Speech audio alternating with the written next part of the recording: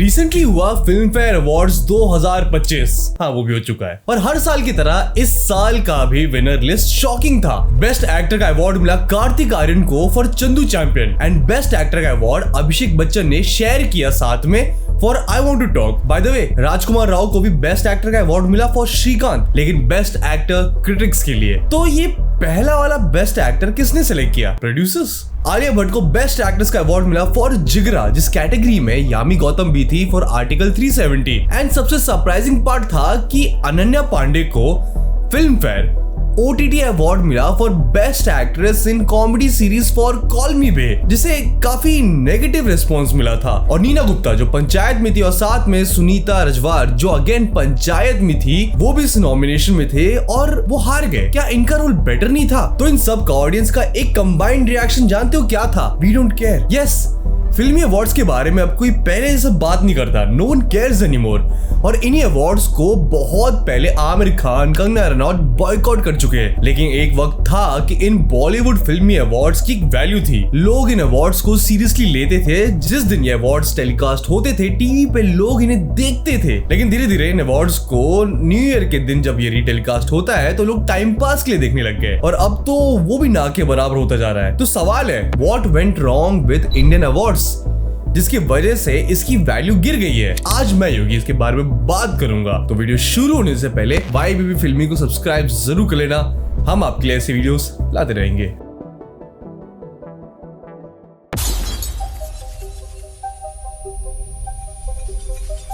2017 में लेट ऋषि कपूर जी की autobiography book खुल्लम खुल्ला ऋषि कपूर अनसेंसर्ड रिलीज होती है। और ये बुक एक काफी शॉकिंग रेवलेशन करता है, जहां ऋषि कपूर जी ने एडमिट किया कि उन्होंने अपनी 1973 की फिल्म बॉबी के लिए 30,000 रुपए में अवार्ड खरीदा था। उन्होंने रिवील किया कि उनसे पूछा गया कि हम आपको अवार्ड दिलवा सकते हैं लेकिन 30,000 रुपए लगेंगे, and he went with it. इस रेवलेशन के बाद राजीव सरदेसाई ने जब पूछा ऋषि जी से कि अवार्ड्स क्या अभी भी खरीदे जा सकते हैं, जिस पे उनका जवाब था कि उन्हें नहीं पता, क्योंकि उन्हें रिसेंटली फिल्म फेयर अवार्ड मिला था for best supporting role for Kapoor and sons. इस रेवलेशन ने जनता को काफी शॉक किया और इसने सवाल खड़े किए कि आज तक जितने भी स्टार या फिर एक्टर्स, फिल्म से रिलेटेड जो भी लोग हैं, क्या उन्हें मिले हुए अवार्ड्स उनके मेरिट पे मिले या किसी फेवर पे? और फिर इतिहास के पन्नों में ऐसे कई इंसिडेंट सामने आए जिसने शायद इस बात को प्रूव भी कर दिया। The awards are compromised. 1998 में फरदीन खान डेब्यू करते हैं अपनी फिल्म प्रेम आगन से। ये वही फिल्म है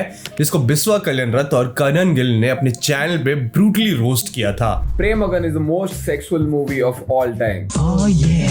और ये फिल्म एक फ्लॉप थी और क्रिटिक्स ने इस फिल्म को काफी ज्यादा हार्श रिव्यू दिया था। लेकिन गेस व्हाट, फरदीन खान 1998 में बेस्ट मेल डेब्यू का अवार्ड जीत जाते हैं फॉर प्रेम आगन। इस फिल्म को फरदीन खान के फादर लेट फिरोज खान जी ने डायरेक्ट किया था, जो काफी सवाल खड़े करते हैं कि क्या नेपोटिज्म की वजह से फरदीन खान ने ये अवार्ड जीता। फरदीन खान ने इवेंचुअली खुद एडमिट किया था कि वो ये अवार्ड डिजर्व नहीं करते। और ऐसा सिमिलर केस हमें देखने मिला 2015 की फिल्म हीरो के साथ, जिसने लॉन्च किया था सूरज पंचोली को इंडस्ट्री में। अब वो कहाँ है? फिल्म को प्रोड्यूस किया था सलमान खान ने और hero was again a disaster. ना फिल्म चली ना सूरज पंचोली का हाइप बन पाया। लेकिन सरप्राइजिंगली सूरज पंचोली 2016 में बेस्ट मेल डेब्यू का अवार्ड जीतते हैं, which was really shocking at that time. और ये और सरप्राइजिंग इसलिए था क्योंकि शशांक अरोड़ा भी इस नॉमिनेशन में थे for his debut role in Titli, which is actually a good film and Shashank Arora ने काफी अच्छी एक्टिंग की थी उस फिल्म में। तो सवाल है कि सूरज पंचोली को किस मेरिट पे ये अवार्ड मिला? फॉर हिज कनेक्शंस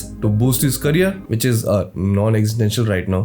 एंड सवाल उठा कि what was the point of this award. लेकिन सबसे कंट्रोवर्शियल अवार्ड यार सामने तब आता है जब गली बॉय 2020 के फिल्म फेयर में मल्टीपल अवार्ड जीत जाता है। And there is no doubt कि गली बॉय एक अमेजिंग फिल्म है, लेकिन ये अवार्ड्स लोगों को अनफेयर नजर आया। रणवीर सिंह बेस्ट एक्टर का अवार्ड जीतते हैं, जिस कैटेगरी में शाहिद कपूर भी थे फॉर कबीर सिंह, विकी कौशल थे for Uri, and maybe Ranveer इस अवार्ड को डिजर्व करते थे। लेकिन फिर Alia Bhatt wins the award for best female actor, जिस कैटेगरी के नॉमिनेशंस में रानी मुखर्जी थी फॉर मर्दानी 2, प्रियंका चोपड़ा थी for the sky is pink, जिसमें उनकी एक्टिंग काफी बढ़िया थी और उनके परफॉर्मेंस को सबने पसंद किया। एंड ये लोगों को काफी ज्यादा अनफेयर नजर आया। Best lyrics, best music album, best screen play, best supporting actor, ये सब गली बॉय को गया एंड लोग सरप्राइज थे कि गली बॉय सारे अवार्ड्स कैसे जीत रहा है, जहां ऑलरेडी काफी डिजर्विंग कैंडिडेट्स थे इस कैटेगरी में। मनोज पावा भी नॉमिनेटेड थे for best supporting role in article 15 and he was excellent. लोगों को भी लगा कि वो डिजर्विंग थे लेकिन ही लॉस्ट। काफी एक्यूजेशंस भी लगा कि ये सारे अवार्ड सिर्फ गली बॉय को इसलिए दिए गए क्योंकि उस साल ऑस्कर्स के लिए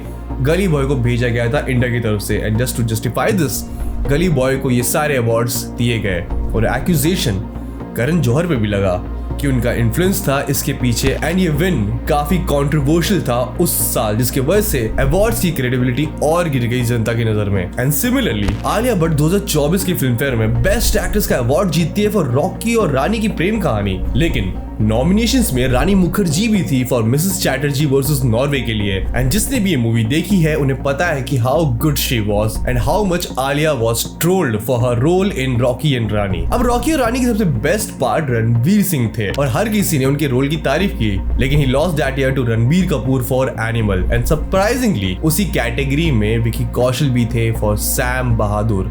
एंड जनता को लगा कि अगर कोई भी डिजर्विंग था तो विकी कौशल थे। और यही सिमिलर अनफेयर विन देखने मिलता है जब आलिया भट्ट बेस्ट एक्ट्रेस का अवार्ड ले जाती है फॉर जिगरा।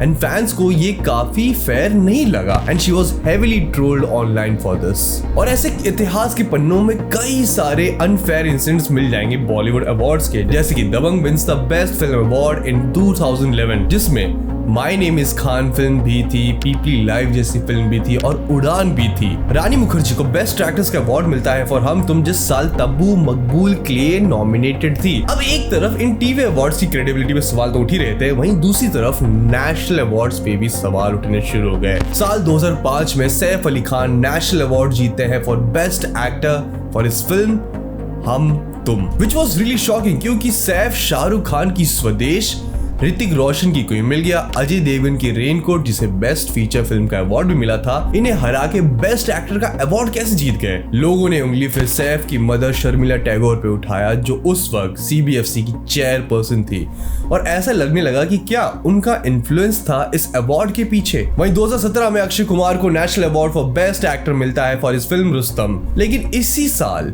एलिजिबल कैंडिडेट्स में आमिर खान थे फॉर दंगल, मनोज बाजपेयी थे फॉर अलीगढ़। जब अनिल कपूर 2001 में नेशनल अवार्ड जीते हैं फॉर इस फिल्म पुकार तो 3 जूरी मेंबर्स ने रिजाइन कर दिया था एज अ प्रोटेस्ट। उनका कहना था कि अवार्ड्स रिग्ड है और पहले से ही डिसाइड किया रहता है कि विनर कौन है। वहीं जब संजय लीला भंसाली को अपनी फिल्म ब्लैक के लिए बेस्ट फीचर फिल्म का नेशनल अवार्ड मिलता है तो फिल्म क्रिटिक शामली बैनर्जी देव जो एक खुद जूरी मेंबर थी, उन्होंने दिल्ली हाई कोर्ट में पिटीशन फाइल कर दिया क्लेम करते हुए कि नेशनल अवार्ड्स रिग्ड है एंड करप्ट है। उनका कहना था कि फिल्म एक अनऑथराइज्ड एडेप्शन है 1962 की English film the miracle worker का और इसी वजह से ये मूवी क्वालिफाई नहीं करती नेशनल अवार्ड जीतने के लिए। ये मामला फिर इतना कंट्रोवर्शियल था कि नेशनल अवार्ड्स 2 साल के लिए डिले हो गए। इवेंचुअली कोर्ट ने गवर्नमेंट के फेवर में डिसीजन लिया। ये बिक गई है गवर्नमेंट, अब गवर्नमेंट में कुछ नहीं है।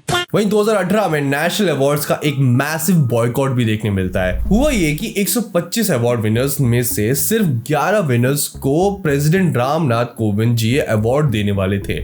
बाकी awards broadcasting minister Smriti Irani और minister of states Rajyavardhan Singh Rathore देंगे और प्रोटोकॉल कहता है कि ये अवार्ड सिर्फ प्रेसिडेंट दे सकते हैं। ऑलमोस्ट 70 विनर्स ने सेरेमनी को बॉयकॉट किया कहते हुए कि ये ब्रीच ऑफ ट्रस्ट है और बिना प्रायर नोटिस पे ऐसे कैसे प्रोटोकॉल्स चेंज हुआ है जब प्रेसिडेंट ऑफ इंडिया एक न्यूट्रल इंडियन सिटीजन है एंड हेड ऑफ स्टेट है और अवार्ड उनके हाथों से ही मिलना चाहिए, जिसकी वजह से लोगों को लगने लगा कि ये अवार्ड्स भी पॉलिटिकली मोटिवेटेड होने लगे हैं। ये बिक गई है गवर्नमेंट, अब गवर्नमेंट में कुछ नहीं है। वहीं शॉकिंग न्यूज आती है जब अल्लू अर्जुन पुष्पा के लिए नेशनल अवार्ड जीतते हैं जिसने एक अलग कंट्रोवर्सी को जन्म दिया। तेलंगाना के मिनिस्टर ने पब्लिकली इस अवार्ड को क्रिटिसाइज किया, ये कहते हुए कि कमर्शियल एक्शन फिल्म जो स्मगलिंग के बारे में उसे अवार्ड क्यों मिला। वहीं सोशली इंपैक्टफुल फिल्म जैसे कि जय भीम को यह अवार्ड मिलना चाहिए था। वहीं पर जब केरला स्टोरी को नेशनल फिल्म अवार्ड मिलता है फॉर बेस्ट डायरेक्टर तो काफी पॉलिटिकल बैकलैश देखने मिला। केरला के चीफ मिनिस्टर ने इसे क्रिटिसाइज किया। उनका कहना था कि प्रोपेगेंडा फिल्म को अवार्ड कैसे दिया जा सकता है जो केरला के बारे में एक फेक नैरेटिव सेट करता है। Even jury member Pradeep Sandeep Nair ने रिवील किया कि उन्होंने फिल्म के सिलेक्शन पे स्ट्रांगली अपोज किया था। प्रकाश राज ने 2025 में ओपनली कहा था कि उन्हें कोई झिझक नहीं है कहने में कि नेशनल फिल्म अवार्ड्स कॉम्प्रोमाइज्ड है। अमाल मलिक ने 2017 में कहा था कि जूरी मेंबर्स में वो लोग क्यों हैं जो अभी भी इंडस्ट्री में काम कर रहे हैं, क्योंकि नॉन बायस जूरी की जरूरत है जो खुद के काम को नॉमिनेट ना कर बैठे। और ऐसे कई इंडियन सेलेब्स हैं जिन्होंने ओपनली इन अवार्ड्स को बॉयकॉट कर दिया है या इनके क्रेडिबिलिटी पे ओपनली सवाल उठाया है, जिसमें सबसे टॉप पे आते हैं आमिर खान, जो कभी भी किसी अवार्ड फंक्शंस पे नजर ही नहीं आते। कहते हैं कि 90s में आमिर खान काफी डिसअपॉइंटेड थे जब उन्हें अपनी फिल्म जो जीता वो सिकंदर के लिए अवार्ड मिला ही नहीं। प्लस उस वक्त फिल्म फेयर ने आमिर खान और राम गोपाल वर्मा के बीच एक मिसअंडरस्टैंडिंग क्रिएट कर दी थी, जहां राम गोपाल वर्मा ने रंगीला में आमिर खान के काम के लिए तारीफ करते हुए उनकी एक्टिंग क्वालिटी और उसी मूवी में वेटर का एक सीन है, उसी सीन के वेटर के साथ उनकी एक्टिंग को कंपेयर किया। लेकिन फिल्म फेयर ने इस न्यूज को ऐसे छापा कि वेटर आमिर खान से बेटर एक्टर है, ऐसा कहा राम गोपाल वर्मा ने। इसी मैनिपुलेशन ने आमिर खान का ट्रस्ट इन अवार्ड इंस्टीट्यूशन से हटा दिया और आमिर ने अवार्ड शोज में जाना ही बंद कर दिया। उनका कहना है कि अवार्ड्स आर्ट को जज नहीं कर सकता। देखिए, मुझे धीरे धीरे समझ में आया कि यार जिंदगी एक ही होती है, वक्त बहुत कम होता है इंसान के पास, तो उसका सही इस्तेमाल किया जाए। तो जहां मुझे मन होता है जाने का मैं वहां जाता हूँ। अवार्ड नाइट्स में मुझे मन नहीं होता। शुरू में तो गए थे? हाँ, 2-3 साल में गया था शुरू में, जब मैं नया नया आया था। लेकिन फिर मुझे समझ में आया कि यहाँ पे कुछ और भी चीजें चल रही हैं। क्या? वहीं पे कंगना रनौत ने इन अवार्ड शोज को मल्टीपल ओकेशंस पे एक्सपोज किया है। उन्होंने रिवील किया कि उन्हें फिल्म फेयर 2014 में कहा गया था कि उन्हें क्रिश 3 के लिए अवार्ड मिलेगा, लेकिन तब जब वो उस अवार्ड फंक्शन को अटेंड करेगी। अब कंगना इस अवार्ड फंक्शन को मिस कर देती है ड्यू टू पर्सनल रीजंस और यही अवार्ड किसी और को दे दिया जाता है, प्रूविंग कि अवार्ड्स मेरिट पे नहीं अटेंडेंस पे दी जा रही है। उन्होंने रजत शर्मा के शो आपकी अदालत में भी अवार्ड्स को एक्सपोज करते हुए ये कहा था। और नंबर 2, अवार्ड फंक्शंस एक नंबर के फ्रॉड हैं। सबके सब ग्रुपिज्म होता है इनका। ये लोग जितने भी अवार्ड फंक्शंस के जो भी ऑर्गेनाइजर्स होते हैं, मान लीजिए कोई अवार्ड फंक्शंस के जो भी CEOs हैं या ऑर्गेनाइजर्स हैं, ये लोग ऑर्गेनाइजर्स को लेते हैं, उनको पैसा देते हैं, तो ऑर्गेनाइजर सोचता है कि पैसा बचाने के चक्कर में मैं किस को अवार्ड के बदले में एक्सचेंज करके परफॉर्मेंस करा लूँ। और ऑर्गेनाइजर ये सोचता है कि मैं सारी साल में अवार्ड जब आता है तभी मैं न्यूज़ में रहता हूँ या तभी मेरे को एक्टर मिलते हैं, तो मेरी जो पैम्परिंग करेगा या मेरे को जो इस टाइम पे थोड़ा सा मस्का लगाएगा, तो वो मेरा जो फेवरेट्स है, ये सब फेवरेटिज्म चलता है वहाँ पे। अक्षय कुमार भी इन अवार्ड्स को एक्सपोज करते हुए अनुपम खेर के शो में ये कहते हुए नजर आए, इस सब चीज में मैनिपुलेशन हो। 26 से लेके 32 अवार्ड नाइट्स है, उसके अंदर हर किसी को अलग अलग अवार्ड मिलता है। इसमें इस आदमी को मिला, ऐसे कैसे हो सकता है कि सबको अलग अलग कुछ ना कुछ अवार्ड कहीं ना कहीं? और ऐसा क्यों होता है कि जो इंसान वहां अगर बैठा हो उसी को मिलेगा, जो एब्सेंट हो उसको तो मिलता नहीं? भाई किसी ने अच्छा काम किया लेकिन वो आया क्यों नहीं आया, वो उसको नहीं देंगे। एक्चुअली मैं आपको बताऊं, जब मैं अवार्ड प्रेजेंट करता हूं कभी ऊपर आके, तो उस पे काटा हुई होती है कि इसका नाम निकाल के ये नाम लिखा जाए नीचे। और ऐसे सिमिलर इंसिडेंट्स के बारे में अजय देवगन भी कहते हुए नजर आ चुके हैं, जहां उनका कहना है कि वो तुम्हें कॉल करेंगे और कहेंगे कि तुम्हें अवार्ड तभी मिलेगा अगर तुम अवार्ड शोज अटेंड करोगे। तो क्या मतलब है ऐसे अवार्ड जीतने का जो तुम्हें तभी मिलेगा जब ये तुम शो अटेंड करोगे। नसरुद्दीन शाह ने तो मजाक के अंदाज में ये तक कह दिया कि वो फिल्म फेयर अवार्ड्स को अपने बाथरूम के डोर के हैंडल के लिए यूज करते हैं, क्योंकि इन ट्रॉफीज में उन्हें कोई भी वैल्यू नहीं दिखता। आपका कोई मुंबई के पास फार्म हाउस है जिसके दरवाजों पे आपने अपनी ट्रॉफियां मढ़वा रखी हैं हत्ते के तौर पे, ये सच है या गलत? सच है। इन ट्रॉफियों की कोई कीमत नहीं है मेरे लिए। एंड इट्स क्लियर कि इंडस्ट्री में अंदर के लोग ये बात समझ चुके हैं कि अवार्ड्स मेरिट पे तो नहीं मिल रहा, इन अवार्ड्स की कोई वैल्यू नहीं बची है, ना इन अवार्ड्स से इनके करियर पे कोई फर्क पड़ने वाला है, जिसपे यामी गौतम का काफी बढ़िया टेक है। मैंने अपनी क्षमता अवार्ड फंक्शंस के ज़रिए नापना या भांपना बंद कर दिया है। ये बात मुझे किसी ने सिखाई नहीं है। ये अवार्ड फंक्शंस खुद कह रहे हैं कि आप हमें सीरियसली मत लीजिए, जिस तरह से वो ऑपरेट करते हैं, और ये सभी जानते हैं। ये इंडस्ट्री तो शुरू से ही जानती थी, ऑडियंस अब इस बात को मानने लगी है। तो सवाल है कि जब बड़े बड़े सेलेब्स इन अवार्ड्स की क्रेडिबिलिटी को ओपनली एक्सपोज करते हुए नजर आ रहे हैं, जब वो खुद ओपनली इन अवार्ड्स को ट्रस्ट नहीं करते, तो आम जनता इन अवार्ड्स को क्यों ट्रस्ट करे?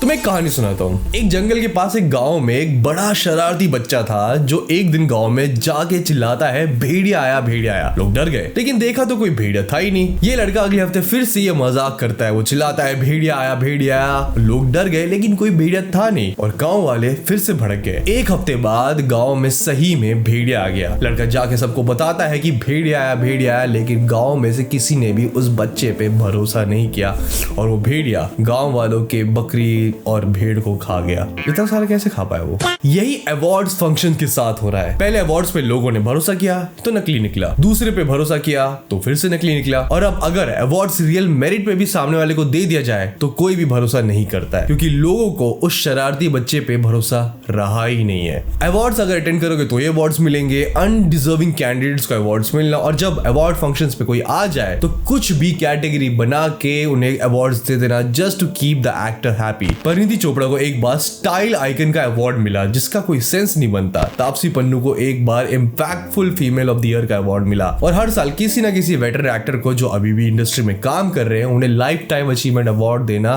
जिसका कोई सेंस नहीं बनता। एक बार तो अमिताभ बच्चन साहब को इतने लाइफ टाइम अवार्ड्स मिल गए थे कि उन्हें एक्स्ट्रा ऑर्डिनरी अचीवमेंट अवार्ड और star of the millennium award मिला जिसका कुछ भी सेंस नहीं था। एक तरफ बेस्ट एक्टर पॉपुलर कैटेगरी है तो वहीं उसी अवार्ड में बेस्ट एक्टर क्रिटिक्स कैटेगरी है। तो मतलब क्या है इसका, किस अवार्ड को हम सीरियसली ले या फिर ना ले? एक तरफ फिल्म फेयर अवार्ड्स है तो दूसरी तरफ फिल्म फेयर ओटीटी, एक तरफ पान मसाला प्रेजेंट्स फलाना अवार्ड है तो वहीं दूसरी तरफ डिटर्जेंट पाउडर प्रेजेंट्स डिम्का अवार्ड्स है। प्लस अब तो सबको पता चल गया है कि ये अवार्ड्स लगातार नहीं चलते, इनके शूट्स लेट नाइट तक होता है जिसमें परफॉर्मेंस तक के रीटेक्स होते हैं। ऑडियंस की चीयरिंग की आवाज भी आर्टिफिशियली डाली जाती है क्योंकि ऑडियंस उठ के जा चुकी है और होस्ट टेलीप्रॉम्प्टर से पढ़ते हुए नजर आता है, which is super awkward to watch. Award shows बस एक टीवी पर टेलीकास्ट होने वाला एक इवेंट बन चुका है और अब ऑडियंस भी टीवी से सीधा इंटरनेट के कंटेंट पे शिफ्ट हो चुकी है, तो ना क्रेडिबिलिटी बची ना ऑडियंस। तो सवाल है कि इसे फिक्स कैसे किया जाए। Oscar is one of the most credible awards known on this planet. ऊपर से ऑस्कर नॉन प्रॉफिट ऑर्गेनाइजेशन है जहां ये पैसे एक मेंबरशिप फी और ब्रॉडकास्टिंग राइट्स बेच के रेवेन्यू जनरेट करता है, और इनके पास स्पॉन्सर्स तो है लेकिन बहुत ज्यादा लिमिटेड एंड कंट्रोल, जो विनर्स या फिर नॉमिनेशन में से किसी भी चीज को इन्फ्लुएंस नहीं कर सकते हैं। यहाँ पे वोटिंग फंक्शंस फेयर है और ट्रांसपेरेंट रखी जाती है और सारे इवेंट की ऑडिटिंग तक होती है। वहीं on the other side Indian awards TV channels के पर्सनल होते हैं जो प्योर टीआरपी ड्रिवन होते हैं।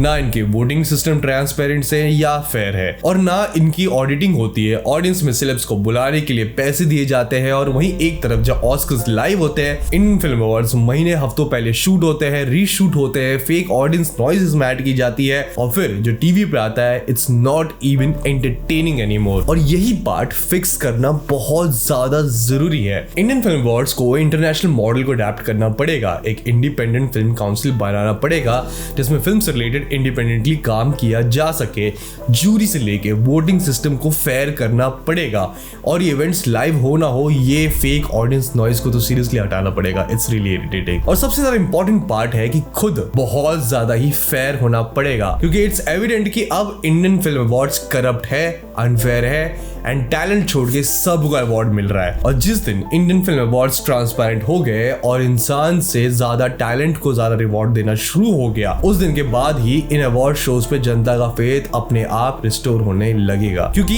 इंडिया वर्ल्ड की लार्जेस्ट पॉपुलेशन वाला देश है जो सबसे ज्यादा फिल्म्स प्रोड्यूस करता है और डिस्ट्रीब्यूट करता है। अगर हम इसी फिल्मी इंडस्ट्री के अवार्ड्स को फेयर नहीं बना सकते तो एक वक्त ऐसा आएगा जब टीआरपी माइनस में चले जाएगी इन फलाना पान मसाला डिम्का अवार्ड्स की। तो तुम्हारा क्या ओपिनियन है? What went wrong with Indian Film Awards? क्या ये सही में अनफेयर है या आपका कुछ अलग ओपिनियन? वेल अपना ओपिनियन कमेंट सेक्शन में जरूर बताना है। अगर आपको वीडियो पसंद आई तो वीडियो को लाइक करना बिल्कुल नहीं भूलना। साथ में आप हमारे सोशल मीडिया हैंडल्स पे भी हमें फॉलो कर सकते हैं जहाँ पे हम रेगुलर अपडेट्स डालते रहते हैं, आप उसे भी जरूर फॉलो करना। साथ में अगर चैनल पे नए हो तो चैनल को सब्सक्राइब करना बिल्कुल भूलना। हम मिलते हैं ऐसी अगली वीडियो में, तब तक के लिए ओके बाय।